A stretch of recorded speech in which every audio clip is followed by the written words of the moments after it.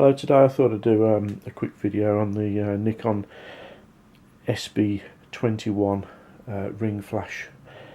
Now there's quite a bit of equipment that you get with this, and also depending on the version, there's the 21A and the 21B. I'll show you both the control units. One's for the f3 and one's for a standard hot shoe, say a Nikon FA, FE2 camera. So let's get into the bags. These bags do actually come with the kit if you buy it boxed. Obviously it's quite an old system, so it may not come with these bags. Right, we'll get rid of the main unit. This is the control unit. You should get an S12 bag with it. Now, if you've seen any of my previous videos on Nikon flashes, you may recognise this as it's essentially an SB17 flash unit with parts of it blanked off to make it more usable for a ring flash, but it is exactly the same size, just that the flash tube has been blanked out, and you can actually see there the little sensor has been blanked out as well. You only get the one terminal on the bottom, the other one's blanked out. That's the TTL terminal. So essentially these guns work on a ratio system, so you set that to say 100 ASA, use it with a 105mm macro lens, and then turn it on. I'll put that on manual because if you put it on TTL, which is pretty much the same with every one of these f3 guns, the ready light flashes, which you don't want. So there you go, the ready light's on, you get an underexposure light and an overexposure light. The way this works is, I'll quickly bring in the this is a Nikon 105 macro lens.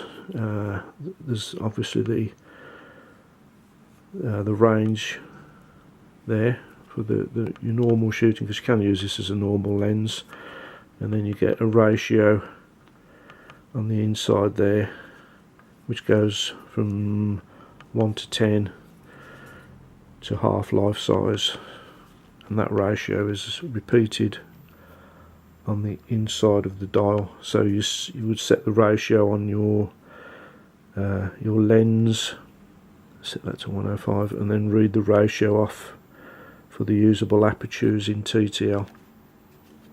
Now on the front there's a connector which I will show you in a little while, and then there's a battery connector for an LA2 or an LD2. The LA2 is a mains control unit, and the LD2 is a battery control unit.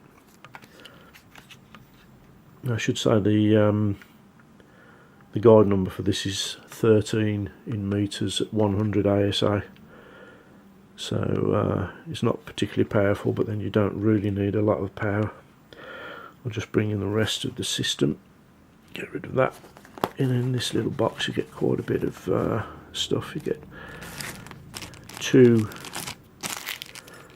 adapters. There's a 52mm and a 62mm, which correspond to the Nikon 55, 105 and is it 200mm one that they also do. You get the main control unit with its connecting cable, and then you also get a little diffuser which clips onto the front for close-up work.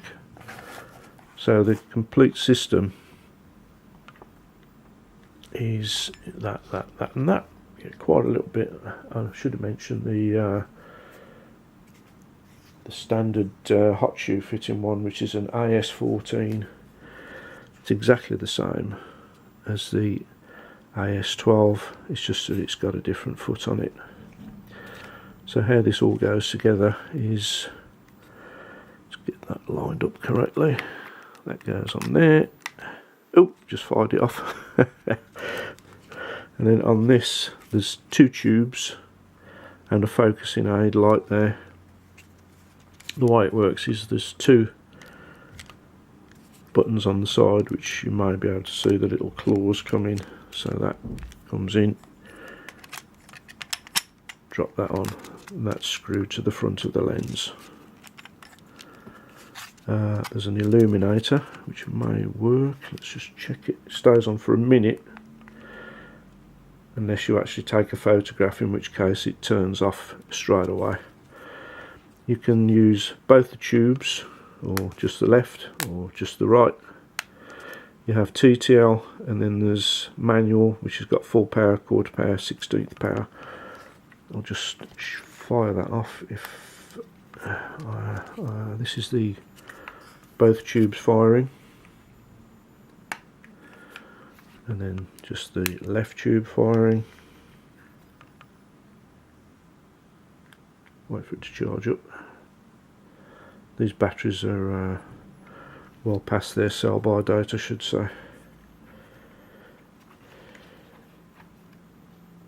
Oh, there you go. And then turn it over there. Just the right firing.